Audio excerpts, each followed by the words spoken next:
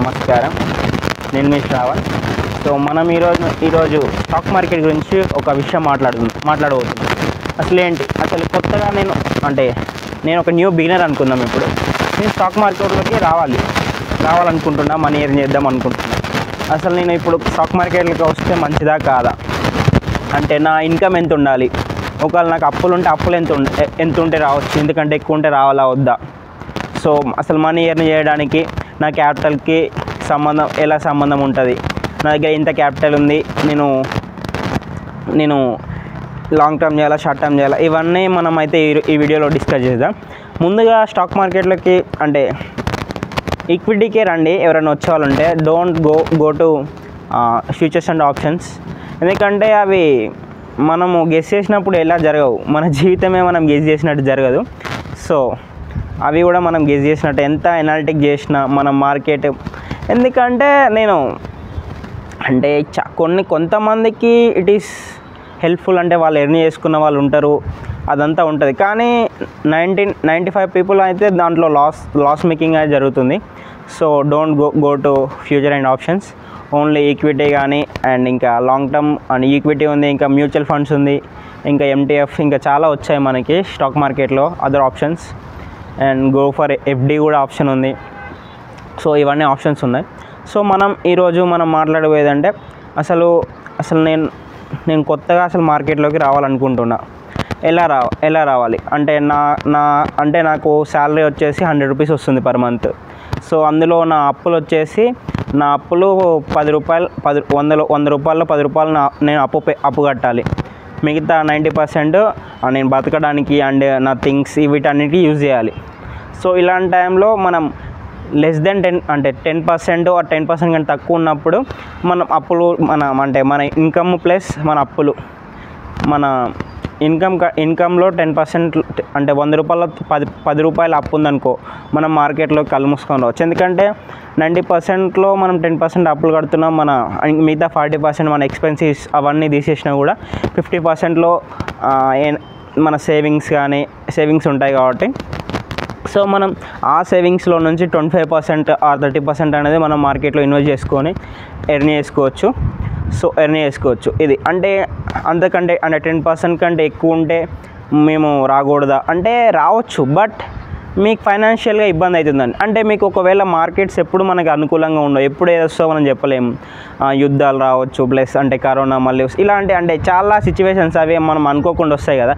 నువ్వు ఎంత ఫండమెంటల్స్ మంచిగా ఉన్న కంపెనీలో ఇన్వెస్ట్ చేసినా కూడా సో మనం అనుకున్నట్టు జరగదు. ఒకవేళ ఒక లాస్ మేకింగ్ నువ్వు ఒక 20K ఇన్వెస్ట్ చేసావు మార్కెట్లో, అవి నీ సేవింగ్స్ నీకు అవసరం ఉంటాయి ఆ మనీ, సో అది లాస్ మేకింగ్ కంపెనీ పడిపోతుంది, ఒక 5,000 లాస్ వస్తుంది. అప్పుడు నువ్వు ఏం చేస్తావు, నీకు అవసరం ఉండి తీసుకోవాలనుకుంటే లాస్ మేకింగ్లో తీసుకోవాల్సి వస్తుంది. సో లాస్ మేకింగ్లో ప్రాఫిట్ బుక్ చేసుకోవాల్సి వస్తుంది, లాస్ బుక్ చేసుకోవాల్సి వస్తుంది. సో అలాంటి పరిస్థితులు వస్తాయి కాబట్టి చెప్పలేం మనం ఎప్పుడు. మార్కెట్ ఎలా ఉంటుందంటే నువ్వు ఎంత ఫండమెంటల్స్ బాగున్న కంపెనీ అయినా, ఎంత గుడ్ కంపెనీ అయినా, మనకి స్టాక్ మార్కెట్లో వచ్చాక మన మీద స్టాక్ మార్కెట్లో ఏంటంటే ఈక్విటీలో మన ఇన్వెస్టర్స్ పైన ఆధారపడి ఉంటుంది ఆ స్టాక్. ఎప్పుడు చూసినా నువ్వు ఏ గ్రాఫ్ చూసినా కూడా అప్ అండ్ డౌన్స్ అనేవి కామన్ ఉంటాయి. ఇది తెలుసు కదా మనకి, red candles, blue candles, every stock has a red candles and blue candles. So మనమైతే సరే అలా ఒకవేళ మీరు మీకు డెబిట్ అప్పులు ఏం లేకపోతే మీరు స్టాక్ మార్కెట్లో ప్రశాంతంగా ఇన్వెస్ట్ చేసుకుంటూ ఉండొచ్చు. దాని తర్వాత అసలు నేను లాంగ్ టర్మ్ ఇన్వెస్టర్గా ఉండాలా, షార్ట్ టర్మ్ ఇన్వెస్టర్గా ఉండాలా, లేకపోతే స్కాప్లర్గా ఉండాలా, అది వస్తలే నాకు వర్డ్, సో తర్వాత చూద్దాం. అలా ఉండాలా. సో లాంగ్ టర్మ్ ఈ ఇన్కమ్ బట్టి మనం డిసైడ్ కావాలి. You have a 10 lakhs amount, నువ్వు లాంగ్ టర్మ్ ఉండొచ్చు, ఎందుకంటే నీ దగ్గర క్యాపిటల్ ఎక్కువ ఉంది కాబట్టి నీకు మ్యాక్సిమం లాస్ మేకింగ్ తక్కువ ఉంటుంది. ఎందుకంటే ఒక లాస్ అవుతున్నా కూడా నువ్వు యావరేజ్ చేసుకుంటూ ఆ స్టాక్ని కవర్ చేసుకోవచ్చు. అండ్ షార్ట్ టర్మ్ గురించి మాట్లాడుకుంటే నువ్వు కొంచెం షార్ట్ టర్మ్లో మనము ఎంత పర్సెంట్లో ప్రాఫిట్ బుక్, నువ్వు ఒక కంపెనీలో ఒక 10K ఇన్వెస్ట్ చేసావు, నువ్వు ఎంత % ఇంక్రీజ్ అయితే ప్రాఫిట్ బుక్ చేసుకోవాలి అనేది నువ్వు ముందే డిసైడ్ అవ్వాలి. ముందు డిసైడ్ కాకుండా ఆ కంపెనీ రైజ్ అయింది, ఒక 3-4% రైజ్ అయింది. సో నువ్వు డిసైడ్ అవ్వాలి, నేను ఇంకా అంటే 6%కి నేను ప్రాఫిట్ బుక్ చేసుకుంటా, 7%కి ప్రాఫిట్ బుక్ చేసుకుంటా, అలా అని షార్ట్ టర్మ్లో అలా ఉండాలి. అలా కాదు అంటే నువ్వు అంటే ఏం చేయాలంటే ప్రాఫిట్ బుక్ చేసుకుని ఒక సర్టెన్ అమౌంట్ ముందే ఫిక్స్ చేసుకోవాలి. నువ్వు ముందే ఫిక్స్ చేసుకొని షార్ట్ టర్మ్లో అలా చేసుకోవాలి. ఒక 5%, 6%, అంతకంటే ఎక్కువ అంటే it depends on your mind set. నేను ఇంత అంత అని చెప్పను, అంటే నా నా నా నా ఎక్స్పీరియన్స్తో నేను చెప్తున్నా సమ్ ఆఫ్ పర్సంటేజ్ అని. దెన్ ఇంకా ఇంట్రాట్రేడ్ అంటే అది కూడా చేసుకోవచ్చు, బట్ అంటే 100% ప్రాఫిట్ మేకింగ్ అని మనం చెప్పలేం. సో దాని బదులు నేను ఇంట్రాట్రేడ్ బదులు ఏంటంటే నేను ఇదే బెటర్ అని చెప్తా, ఈక్విటీనే బెటర్ అని అంట. ఈక్విటీ కూడా నువ్వు ఈరోజు కొని రేపు అమ్ముకోవచ్చు కదా, సో అలా కూడా ప్రాఫిట్ ఉంటుంది. So same compare to percentage దాంట్లో బ్రోకరేజ్ అంతా దీంట్లో సేమ్ థింగ్ ఉంటుంది. ఇంకా నువ్వు ఒకవేళ లాస్ అయినా కూడా నువ్వు ఒకరోజు కాకపోయినా ఇంకో రోజు అమ్ముకోవచ్చు. అండ్ స్టాక్ని ఎలా సెలెక్ట్ చేసుకోవాలంటే if go to any stock, అంటే ఎనీ స్టాక్ అంటే నువ్వు అంటే స్టీల్లో కానీ, ట్రేడింగ్లో కానీ, ఇంకా ఫైనాన్స్లో కానీ, నువ్వు ఏ సెక్టార్లోనే వెళ్ళు, మొబైల్స్ కానీ, కరెంట్ కానీ, ఏ సెక్టార్లో వెళ్ళినా కూడా నువ్వేంటంటే నా ఫండమెంటల్ చూసుకొని అది డౌన్ మ్యాక్సిమం మీరు ఎప్పుడు బై చేయండి అంటే బై చేస్తే ఒక సర్టెన్ యావరేజ్ ఒక స్టాక్ అనేది దాని 52 వీక్స్ హై వచ్చేసి ఒక 100 రూపీస్ ఉందనుకోండి, దాని 52 వీక్స్ లో వచ్చేసి 85 రూపీస్ ఉందనుకోండి, నువ్వు ఆ 100-85 మధ్యలో ఏదో ఒక దాంట్లో నువ్వు ఎంట్రీ అయిపో. దాంట్లో అంటే 85 to 90 అంటే అరౌండ్ 93-94 దగ్గర నువ్వు ఎంట్రీ అయిపో. ఎందుకంటే హై ఎట్లయినా 100 రూపీస్ ఉంది కదా, సో అది 100కి వెళ్ళకపోయినా కూడా మనకి ఈ 3 అంటే 97-96 టచ్ అయిపోతుంది. అండ్ అది ఎలా అంటే ఆ కంపెనీ రిజల్ట్స్ వస్తున్నాయా, లేకపోతే ఆ డివిడెండ్ ఇస్తుందా, ఇవన్నీ తర్వాత చూసుకునే విషయాలు. సో ఇది ఈరోజు టాపిక్. అండ్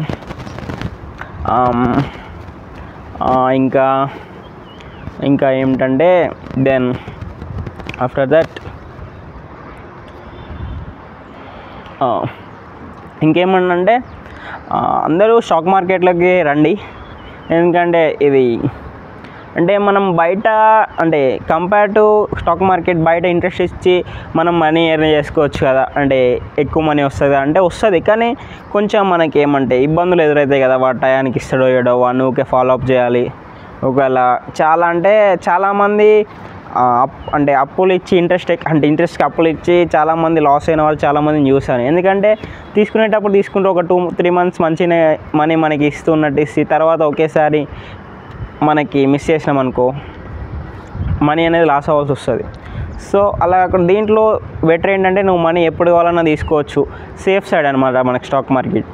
లాస్ రాదా అంటే లాస్ మేకింగ్ అంటే కంపేర్ టు మనకి లాస్ మేకింగ్ అనేది ఈక్విటీలో ఒక 20% ఉంటుంది, మిగతా 80% ఆఫ్ ప్రాఫిట్లోనే ఉంటుంది. అండ్ మీరు ఒక ఆఫ్టర్ 2024 నుంచి మన ఇండియా స్టాక్ మార్కెట్స్ హై లెవెల్లో రైజ్ అవుతున్నాయి. మీరు ఏ స్టాక్ అయినా తీసుకోండి, ఆఫ్టర్ కరోనా తర్వాత ప్రతి ఒక్క స్టాక్ అయితే బీభత్సంగా పెరిగిపోయింది. అండ్ మళ్ళీ ఆఫ్టర్ ఈ మధ్యలో కొంచెం అప్ అండ్ డౌన్స్ అనేవి వస్తూ ఉన్నాయి. నేను చాలా నెంబర్ ఆఫ్ స్టాక్స్ని గమనిస్తే ఆ స్టాక్స్ అనేవి ఆఫ్టర్ 22 ఇయర్స్ తర్వాత, అంటే 2022 తర్వాత అక్కడ నుంచి 2024 దాకా ఈ 2 ఇయర్స్ గ్యాప్లో విపరీతంగా పెరిగినాయి. అంటే ఈ మధ్యలో స్టాక్ మార్కెట్లకి చాలామంది ఇన్వెస్టర్స్ వచ్చి ఉండడం కావచ్చు, అండ్ ఇంకా చాలా ఫ్యాక్టర్స్ దీనికి యాడ్ అయి ఉండొచ్చు, అంటే వాటి మార్కెటింగ్ బాగా జరిగి ఉండొచ్చు. ఇవన్నీ యాడ్ అయ్యి మనకి మార్కెట్స్ అనేవి హైలో పెరిగాయి. సో ఇదైతే గుడ్ థింగ్. సో ఇంకా చాలా అంటే మన ఇండియన్ మార్కెట్లో చూసుకుంటే నేను ఇంతకుముందు కూడా చెప్పాను, 100 మందిలో ఒక 4 మాత్రమే మన ఇండియన్ స్టాక్ మార్కెట్లో ఉన్నారు. అదే వేరే డెవలప్డ్ కంట్రీలో చూసుకుంటే చైనా కానీ, అమెరికా కానీ 100 మందిలో 30 ఆ పైన అనేది 30-40% మంది అనేది స్టాక్ మార్కెట్లో వాళ్ళు అనేది ప్రాఫిట్స్ పొందుతున్నారు. అండ్ సో ఇది ఈరోజు వీడియో. రేపైతే ఒక కొత్త టాపిక్తో కొత్త వీడియోతో మీ ముందుకు వస్తాను. అండ్ మీకేమైనా అంటే ఏదైనా టాపిక్ గురించి వీడియో చేయాలంటే కింద కామెంట్ చేయండి.